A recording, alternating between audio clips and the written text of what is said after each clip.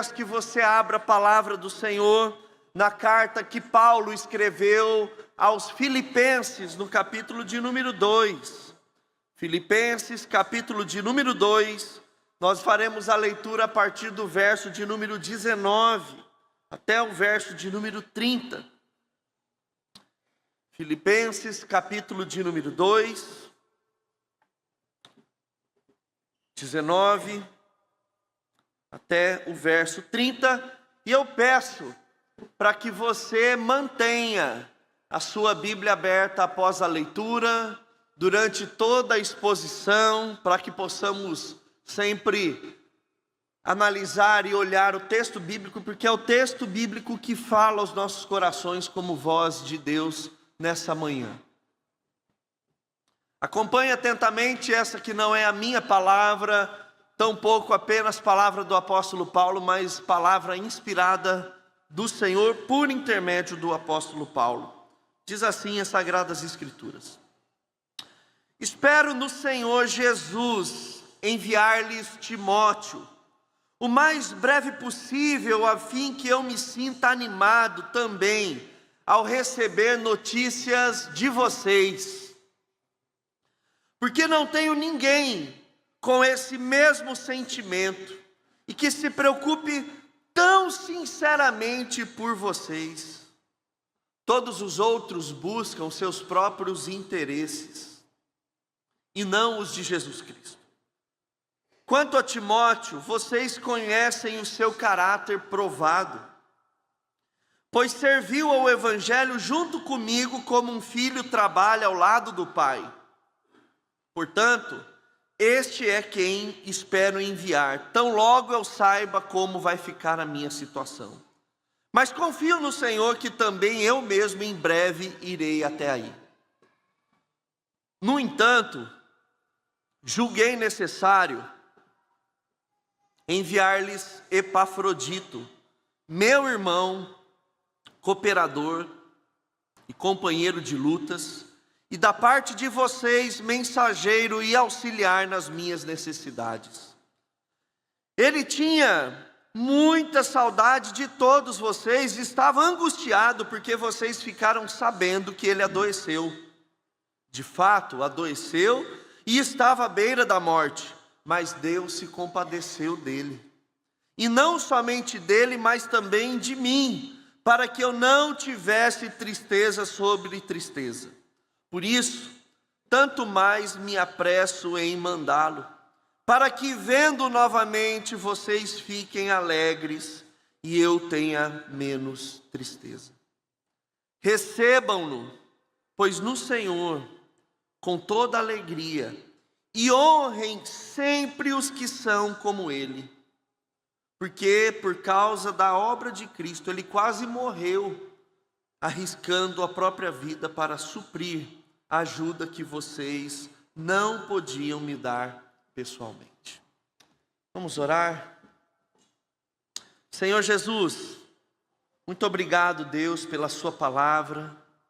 Muito obrigado por esse tempo que temos maravilhoso de cultuar o Senhor aos domingos, livremente, juntamente com os nossos irmãos da fé. E que o Senhor fale aos nossos corações, uma vez que nós já lemos a Tua palavra todos juntos, oramos a Tua palavra, cantamos a Tua palavra, e agora, Deus, seremos ministrados por ela. Que o Senhor fale aos nossos corações. Oramos assim, em nome do Teu Filho Jesus. Amém. Amém. Queridos, acredito que a maioria de vocês sabe que Paulo, o apóstolo Paulo, quando ele escreveu essa carta à igreja de Filipos, na Ásia Menor, na região da Grécia, uma cidade pequena, comparada aos padrões das cidades do primeiro século, ele estava preso, encarcerado, privado de comunhão. E talvez agora a gente não consiga entender muito o que significa ser alguém privado de comunhão. Talvez você nunca tenha sido preso, e espero que continue assim. Mas lembre-se da época em que você em algum momento foi de alguma maneira privado de comunhão. Talvez nós vamos nos unir em sentimento e sensações quando nos lembramos da pandemia. Lembra como foram terríveis aqueles dias? Especialmente o início. Grande parte de nós tomados pelo pânico de sequer colocar o pé na rua. Alguns de nós tivemos que literalmente ficar encarcerados num quarto, num cômodo, sem contato absolutamente com ninguém, inclusive com os da própria família. Eu moro em apartamento e era engraçado. Eu olhava pela janela pela varanda do prédio, e todos os dias eram como dias de domingo à tarde, sem muita gente na rua. Segunda, terça, quarta, quinta. Eu lembro de uma cena muito bonita que eu consegui ver do meu apartamento, de uma família indo ao portão de uma casa, batendo palma e cantando parabéns para os avós já idosos que moravam sozinhos numa casa. E a gente tem a mente curta, sim, a memória curta, né? Tanto que já passou algum tempo e a gente nem se lembra mais das dores que foi a pandemia. A gente hoje já desfruta de comunhão. Você pode sentar do lado da pessoa aí sem máscara. Você se lembra quando a gente tinha os nossos cultos aqui limitados a 50 pessoas aqui dentro, com um distanciamento terrível? Ou quando a gente começou o John Knox, lembra? Lembro de olhar a sala do Zanda. Pouquinhas semanas depois a gente teve que cancelar e ser online. Pessoas espalhadas. Mas lembra quando você precisou ser privado da comunhão?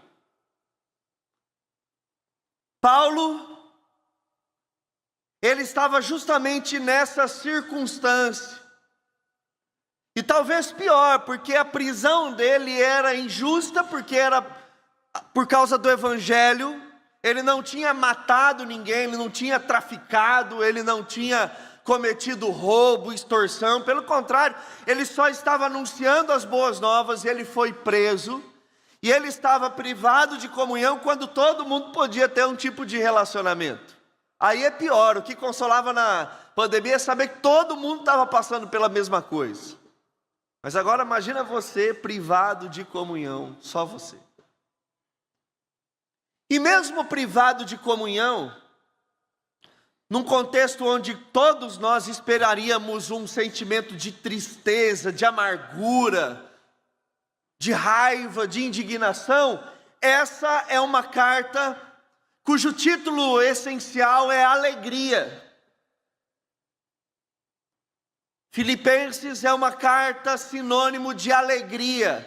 Como pode um homem preso, privado de comunhão, escrever uma carta onde o tom dela é de alegria? Esse era o apóstolo Paulo. E Paulo, ele escreve justamente essa carta de alegria para mostrar que a alegria verdadeira, ela depende do evangelho e não das circunstâncias. É por isso que o crente, ele experimenta de um tipo de alegria que dificilmente o ímpio ou o mundano vai experimentar. O crente é aquele ser estranho e esquisito, que ele está alegre, mesmo quando tudo está desfavorável, quando tudo está esquisito, porque a alegria do cristão depende do evangelho, não depende das circunstâncias. Paulo era alguém que poderia não só se sentir alegre, ou falar de alegria estando preso, não porque ele era fera, porque ele era bom demais, era um cara oxigenado na sua mente, mas porque ele tinha o evangelho. O evangelho é o que nos permite desfrutar de alegria, mesmo sofrendo algum tipo de privação. E quando Paulo ele vai escrever o capítulo de número 2, é muito importante destacarmos alguma coisa, porque esse trecho que a gente leu, ele parece apenas um registro de viagem. A gente sabe que Paulo, ele estava inclusive preso, mas dentro de uma das suas viagens missionárias. Então, quando a gente lê a literatura paulina no Novo Testamento, às vezes a gente acha que algumas coisas são sem importância, são apenas anotações ou lembretes e registros da viagem. Mas não. O que Paulo ele escreve do verso 19 até o verso de número 30, que nós acabamos de ler, é um ensinamento profundo de como é a igreja que dá certo. E ele vai construir esse ensino, primeiro iniciando o capítulo de número 2, se você puder acompanhar o texto aí nas Sagradas Escrituras, falando sobre o exemplo de Jesus Cristo. É no capítulo 2 que a gente tem um dos textos mais maravilhosos e cristológicos das Sagradas Escrituras. Tenham, verso 5, entre vocês o mesmo modo de pensar de Jesus Cristo, que mesmo existindo na forma de Deus, não considerou ser igual a Deus algo que deveria ser retido a qualquer custo.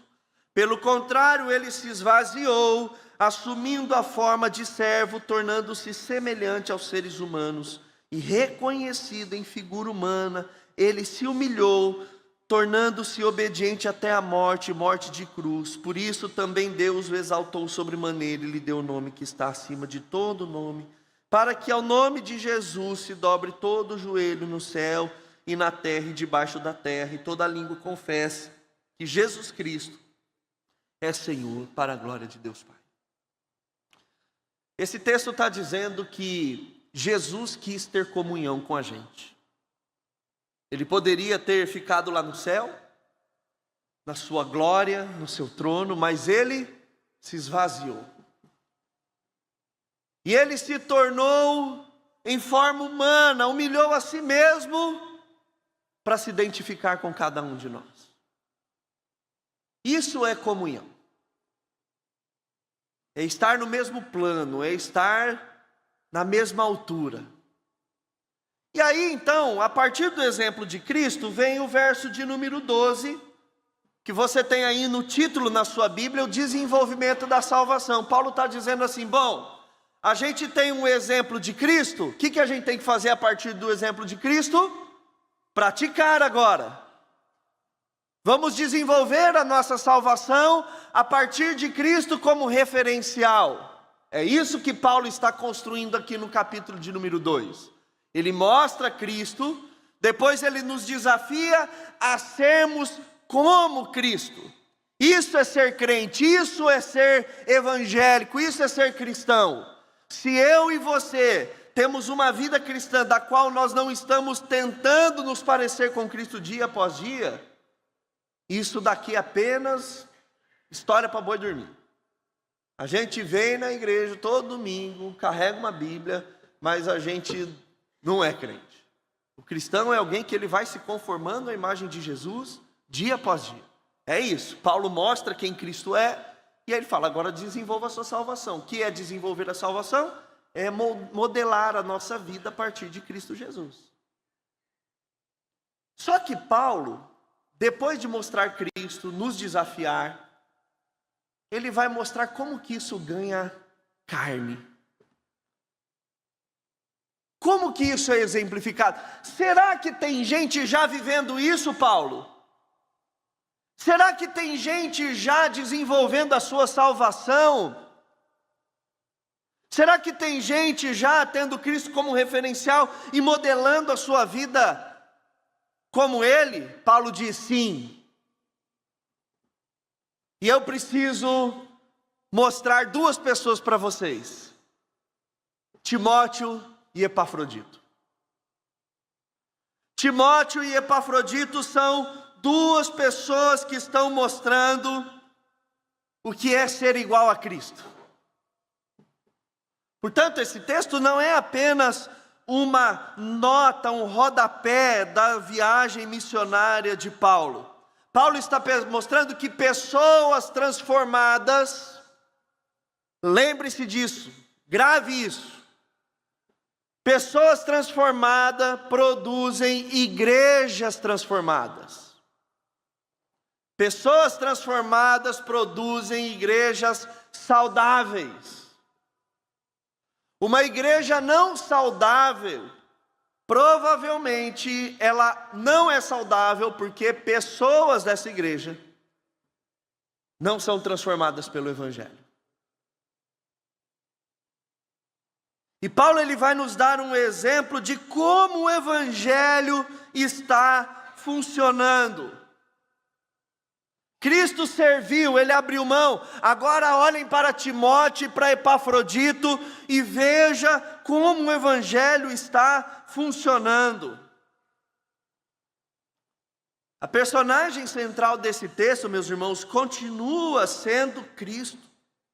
Mas nós vamos ver Cristo se mostrando presente através do corpo. Por isso que o título da nossa pregação é Quando a Igreja dá certo. Porque quando a igreja se parece com Cristo, ela dá certo. Não tem como ela dar errado. Quando pessoas comuns são transformadas pelo Evangelho, a igreja funciona. E é isso que Paulo está mostrando aqui através de Timóteo. Sabe por quê, meus irmãos? E Epafrodito. Falando da nossa igreja, eu acho muito legal porque sempre quando a gente tem o Assincremos, que é a recepção dos novos membros da nossa igreja, a gente faz uma espécie de pesquisa. E uma dessa pesquisa é se a pessoa ela se sentiu acolhida na nossa comunidade. E assim, a cada 10 pessoas, pelo menos 8 falam que foram muito bem acolhidas na nossa igreja. Mas obviamente que vão ter aquelas pessoas que mandam mensagem depois, ou que você encontra na rua e você pergunta, por que você não vai? Mas não fui bem acolhida, não me senti acolhida na igreja.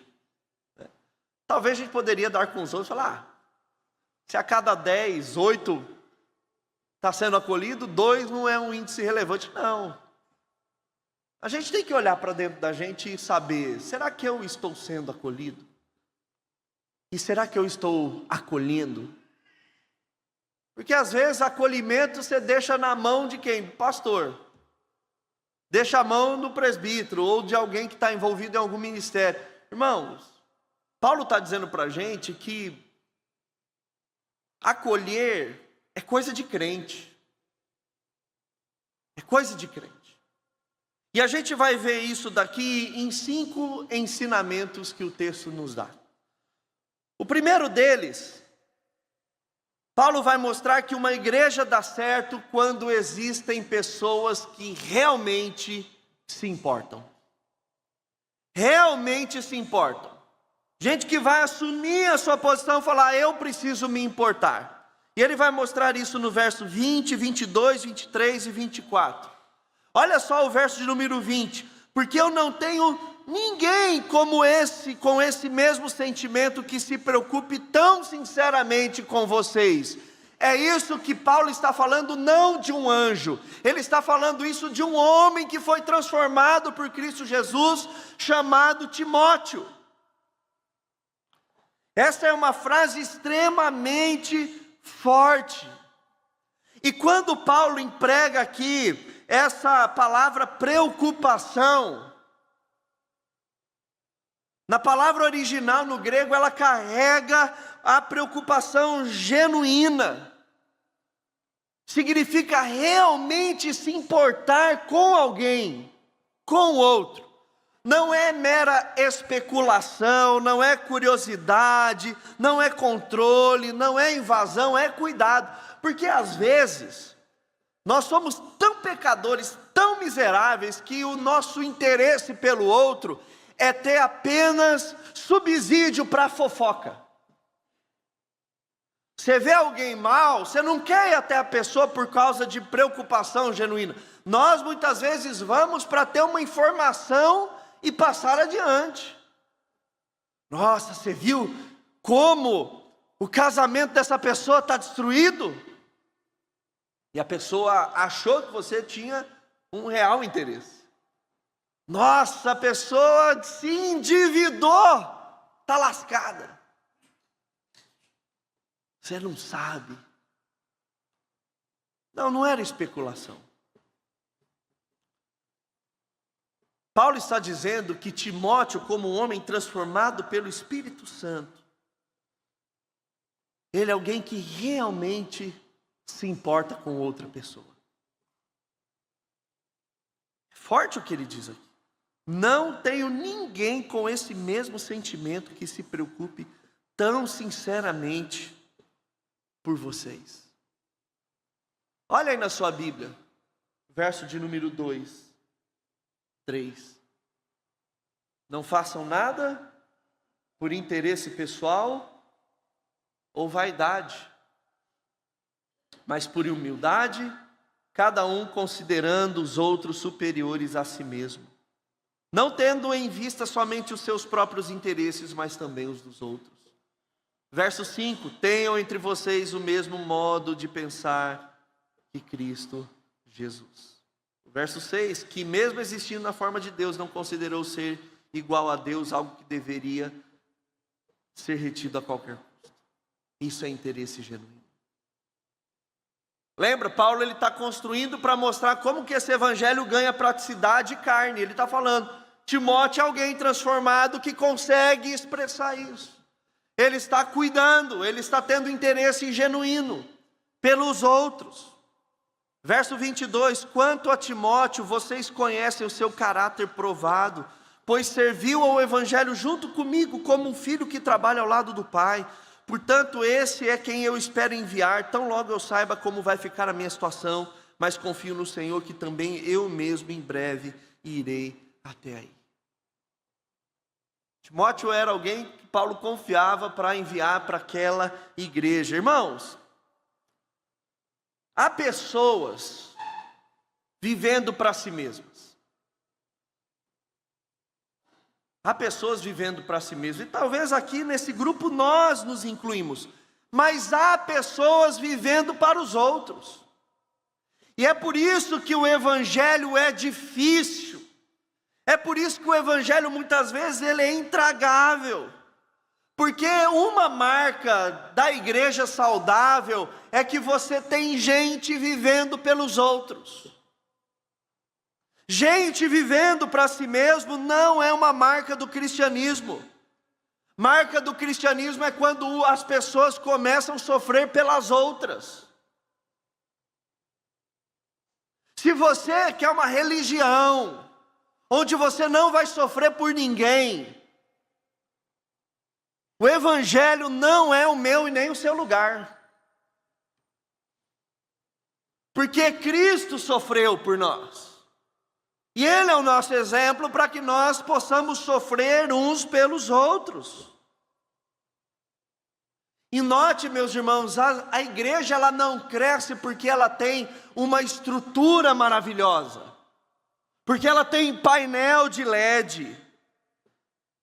Ela cresce quando alguém começa a perguntar honestamente como você realmente está. E não só pergunta, mas fica ali para ouvir a resposta. E a pergunta é, quando foi a última vez que nós tivemos esse real interesse uns pelos outros aqui dentro?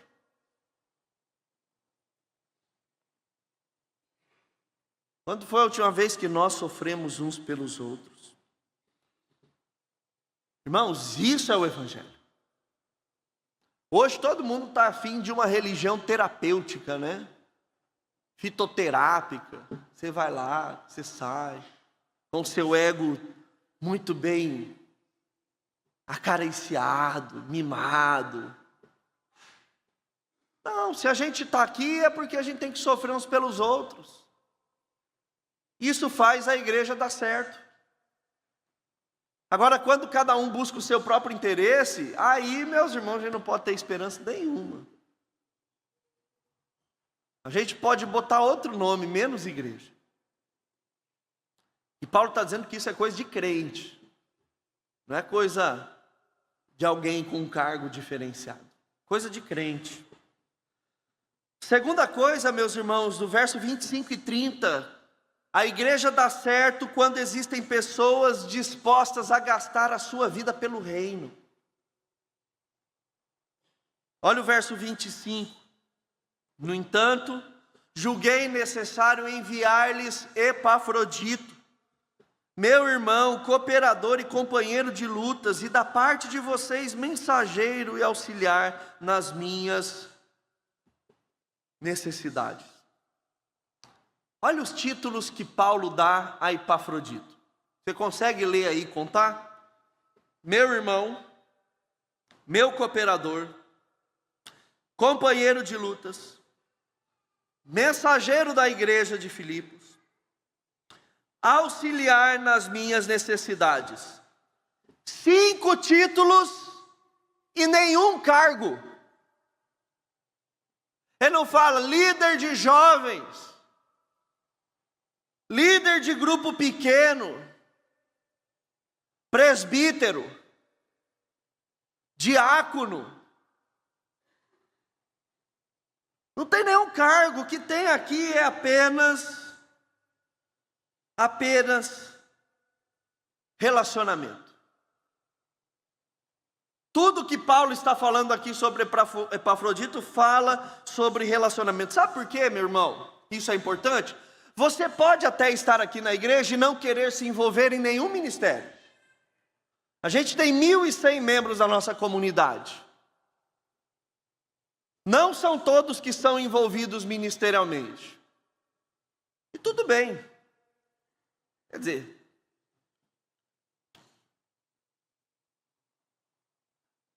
mas reino de Deus é obrigação. Se você faz parte desse reino, essa é minha e sua obrigação.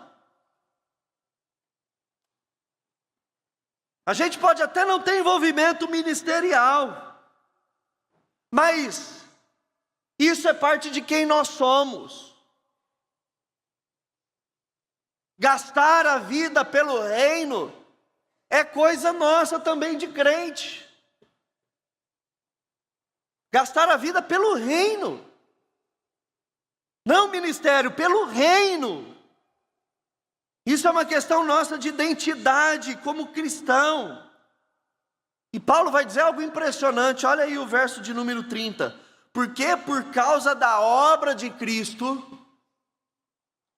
Ele quase morreu, arriscando a própria vida para suprir a ajuda que vocês não podiam me dar pessoalmente. Ele quase morreu, não foi por imprudência, não foi por aventura, mas foi servindo. E a gente está falando de Epafrodito, um homem comum, um crente comum, que apenas havia sido alcançado pelo Evangelho. Foi por serviço. Irmãos, igrejas que dão certo, igrejas saudáveis, elas não são formadas por consumidores. A igreja que dá certo, ela é feita por aqueles que entendem que servir custa tempo, custa dinheiro, custa saúde, custa conforto, custa energia e custa lágrimas. Esse é o reino de Deus, isso é aquilo que a igreja faz. E isso é novidade? Não. A moldura disso que a gente está lendo está aqui, ó. Filipenses 2, a gente tem um Cristo que Ele se humilhou, se tornando semelhante a seres humanos, sendo reconhecido em figura humana. Deus e Jesus não está dizendo algo para a gente que assim, faz vocês, mas eu não vou fazer. Ele fez. Ele deixou a glória dele e se vestiu na nossa capa. Ele está fazendo isso aqui exatamente. Custou caro ao nosso Senhor Jesus. Assim como também custa caro para cada um de nós. Às vezes a gente vem, para a igreja ou vai para o relacionamento com Deus apenas para consumir, mas a gente não faz uma vírgula para o reino de Deus. A gente não liga para ninguém, a gente não se preocupa com ninguém, a gente não pergunta nada de ninguém, a gente não chora com ninguém, a gente não sofre por ninguém. A gente sofre e briga na internet por um monte de coisa abstrata, distante da gente, mas por quem está do nosso lado? Deus abençoe, meu irmão, Pai do Senhor. Cumprimente seu irmão, nem cumprimenta, e fica só nisso.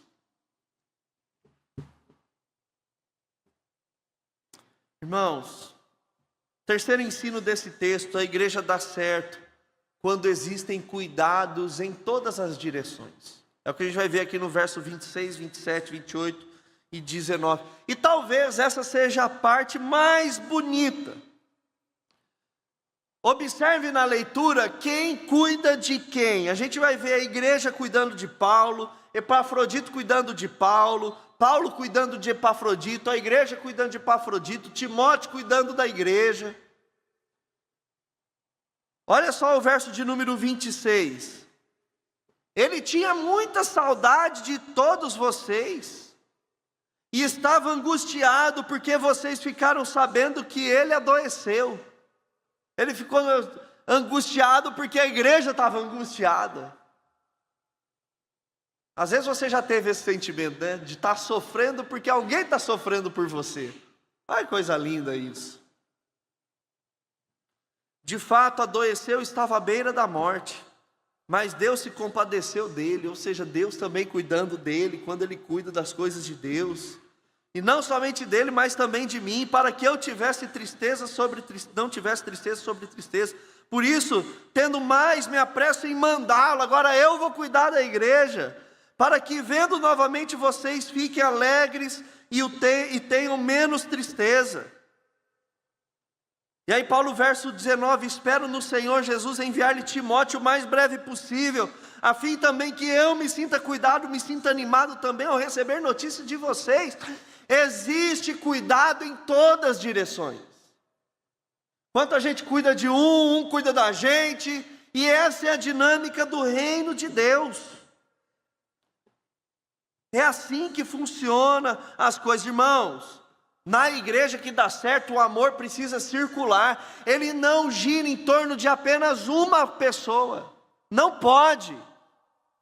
Não pode. Todos nós somos responsáveis pelos cuidados uns dos outros nessa comunidade. Todos nós. Sem exceção. Todos nós, como crentes, somos responsáveis no reino de Deus e temos tarefa a cumprir. Nós precisamos enxergar o amor circulando na nossa comunidade. E essa é a corrente do bem, sabe aquele negócio, passa adiante? A gente tem que fazer isso, mas de modo prático. Ah, pastor, mas eu sou tímido, eu tenho vergonha. Irmão, problema é seu. É a Bíblia que está dizendo, ela está falando assim, os tímidos, não olhem, esse texto não é para você. Eu tenho vergonha, quem tem vergonha, pule essa parte da Bíblia. Não, nós temos que lidar, mas tem gente chata, tem. Ué, a gente é maravilhoso, né? Quando Jesus veio morrer por nós, né? A Bíblia não chama a gente de inimigo, pecador, doente. E mesmo assim ele veio e se interessou e cuidou, e a gente viu o amor circulando. Ah, mas ele é de esquerda, mas ele é de direita. Não importa. O amor circula, meus irmãos, é reino de Deus. Mas ele é palmeirense, glória a Deus, ele é corintiano, misericórdia. Palmeiras perdeu ontem. Ei, Julião, feio ontem, né? Irmãos, não importa. Não importa. Tenham, verso 5, entre vocês o mesmo modo de pensar de Cristo Jesus. O modo dele foi amar pecadores. Gente diferente, ele fez o amor circular, irmãos.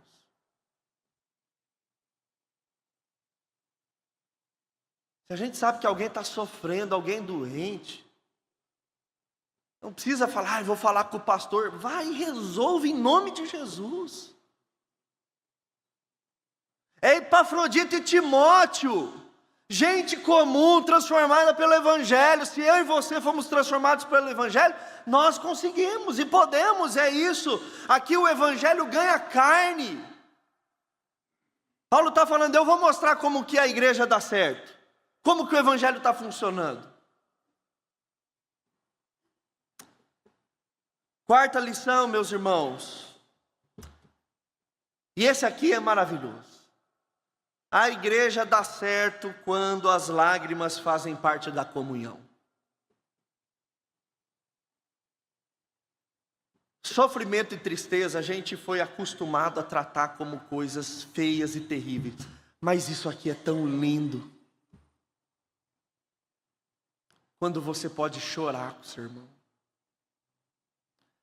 Quando você vai para casa sofrendo com a dor dele. Quando você perde o sono por causa da dor do seu irmão.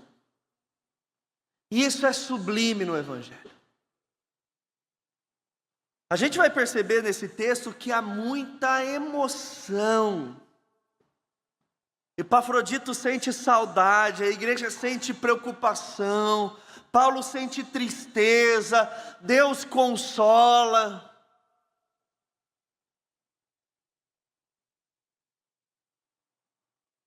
Isso vai demonstrar, meus irmãos, que maturidade espiritual cristã não significa ausência de emoções. Às vezes a gente acha isso, né? Você está chorando com o irmão, às vezes você tem uma resposta prática, pragmática. Para resolver isso é isso. E você vê um irmão chorando com o outro, falando assim, isso aí é falta de maturidade. Que nada! Isso é o puro suco do Evangelho. Quando há essa comunhão, não só de alegria, porque comunhão no churrasco é bom, na beira da piscina é maravilhoso, na viagem em grupo é maravilhoso, mas no sofrimento, isso é o puro suco do Evangelho. É quando aquilo que falta no meu irmão não me deixa em paz.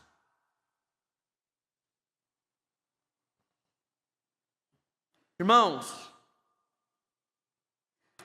quanto maior amor, maior é a capacidade de sofrer. Quanto maior é o amor, maior é a capacidade de sofrer. Sabe quem que disse essa frase? Jesus. Ele não disse isso, mas ele mostrou que é assim. Não há amor maior do que aquele que dá a vida pelos seus amigos. Foi isso que Jesus disse. Ele está dizendo, não há amor maior do que a capacidade de sofrer por alguém.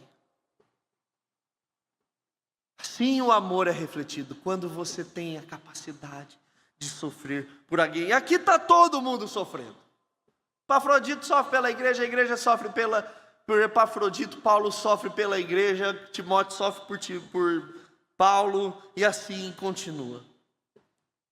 Irmãos, igrejas que dão certo, elas não escondem as lágrimas jamais. É muito ruim quando você, inclusive, se deixe conhecer também. Tem muito irmão orgulhoso, muito irmão que tem um tipo de prepotência descabida, sem necessidade. Que você vai falar, você sabe que a vida dele está ruim, está uma desgraça, está sofrendo, está tudo bem? Não, está tudo bem, quer se mostrar forte, para quê? Não prive o seu irmão em Cristo de receber as suas lágrimas. Não prive ele de ter que lidar também com seus problemas. Você está lá no grupo pequeno, abre o teu coração. Vai criar climão no grupo. Crie climão. O crente tem que aprender a saber chorar e sofrer uns com os outros. Nós precisamos disso. Chama um irmão aqui da igreja, você não precisa nem ter comunhão, intimidade. Aí fala assim, eu quero abrir meu coração, eu preciso. Porque a outra parte tem que gastar. Com o reino de Deus, a gente tem que gastar o que a gente é, o que temos com o reino de Deus, uns com os outros. Isso é o evangelho, meus irmãos. As lágrimas são compartilhadas. E para a gente caminhar para o final, o último ponto é que a igreja dá certo quando as pessoas voltam diferentes. Isso é maravilhoso, a gente vai ver aqui no verso de número 29. Olha só o que Paulo diz sobre a relação da igreja com Epafrodito. Recebam-no, pois, no Senhor com toda alegria, e honrem sempre os que são como ele. Quando a gente olha para Epafrodito, a gente não vê aqui um herói. A gente vê alguém que está doente, em sofrimento, emocionalmente fragilizado. Mas a igreja não olha ele como um fracassado, como alguém que não aguentou o tranco, não aguentou a missão. A igreja olha ele como um herói. E Paulo está dizendo, recebam ele no Senhor com toda alegria. É assim que nós devemos receber uns aos outros com toda alegria. E Paulo está dizendo, honre sempre os que são como ele. Deve haver honra para aqueles que são da comunhão, para aqueles que militam e batalham para que a gente tenha comunhão. Precisamos honrar aqueles que se importam, aqueles que dividem as suas lágrimas, aqueles que abraçam, aqueles que realmente ficam ao nosso lado esperando ouvir a nossa resposta quando perguntam se está realmente tudo bem. A gente tem a mania de tratar um monte de gente que não merece honra com honra, especialmente gente famosa, gente que a gente não conhece. Mas quem está do nosso lado, às vezes, se coloca à disposição para ouvir, nos ajudar em momentos terríveis e às vezes pontuais. Paulo está dizendo, tratem esses com honra. Tratem esses com honra. Irmãos e minha irmã, um detalhe maravilhoso desse texto é que esse texto, ele fala sobre igreja. Mas em nenhum momento ele fala sobre programa, sobre agenda. Ele não fala sobre templo, sobre estrutura, sobre estratégia. Ele não fala sobre orçamento. Ele não fala nada sobre isso. Ele fala sobre o tempo todo pessoas, porque isso é a igreja. A igreja é o ajuntamento de pessoas em comunhão. Isso é a igreja. A igreja nunca foi construída sobre evento, sobre inclusive número de membresia, valor de arrecadação. Isso tem a sua importância, mas isso não é. O que faz a igreja dar certo é o tipo de comunhão onde todos nós nos lançamos. Porque ou nós fazemos parte do problema ou da solução, não tem meio termo. Esse tipo de aspecto da igreja a gente não terceiriza para ninguém. Ou fazemos ou estamos nos omitindo, é assim que Paulo está dizendo, é assim que a Bíblia diz. E ela diz porque está em conexão com Cristo. A gente viu que tudo isso que Paulo está exemplificando através de Epafrodito e Timóteo, não é da cabeça dele, ele vai emoldurar isso a partir daquilo que Jesus fez, como a gente leu no texto. É porque Jesus fez que nós fazemos, é porque Jesus é que nós somos. Timóteo, ele se preocupa com os interesses dos outros. Cristo também. Epafrodito arrisca a sua vida. Cristo entregou a vida dele. A igreja envia os seus servos. Deus envia os seus filhos. É isso que a gente vai ver aqui na dinâmica. Tudo isso é uma pequena reprodução da própria história do Evangelho, meus irmãos. Então, como nós sabemos se uma igreja está dando certo? Não é quando ela viraliza na internet, nem quando ela bate recordes. Não é isso. Mas quando nós, cada um de nós, a gente olha para a nossa história, olha para trás, e a gente pode afirmar que nos dias mais difíceis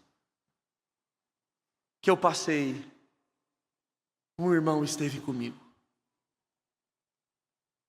E se um irmão esteve comigo, é que a igreja esteve comigo. Naquele dia mais difícil que eu passei, alguém esteve comigo.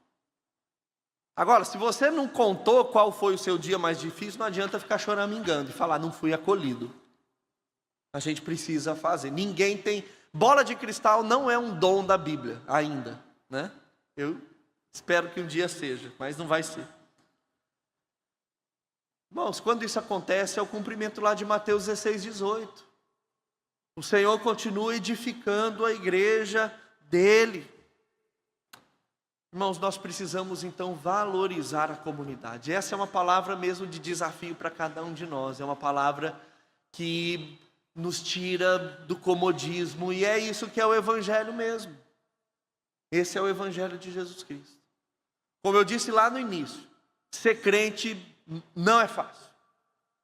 Ser evangélico, fiel às Sagradas Escrituras, não é fácil mesmo. E aqui a gente não está vendo super apóstolos. O que a gente está vendo aqui, o Senhor usando pessoas comuns para tornar visível o cuidado do Senhor. E é uma bênção e um privilégio meu e seu, se você se colocar à disposição para que Deus use você para tornar o cuidado dele visível a alguém. Porque às vezes a gente vive um tipo de religião também transcendental.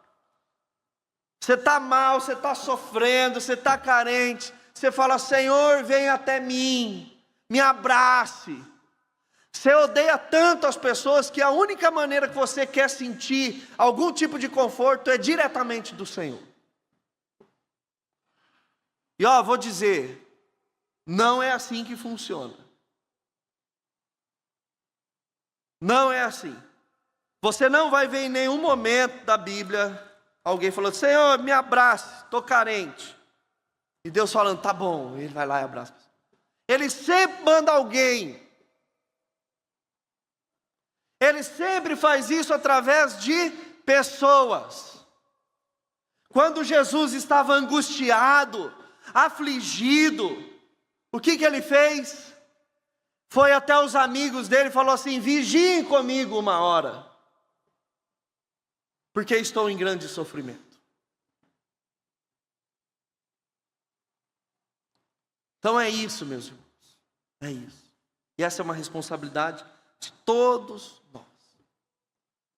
Ser resposta do cuidado e do amor de Deus visível. É assim que Deus escolheu fazer. É através da gente. De todos nós. Todo aquele que diz eu sou crente. Que Deus nos abençoe em nome de Jesus.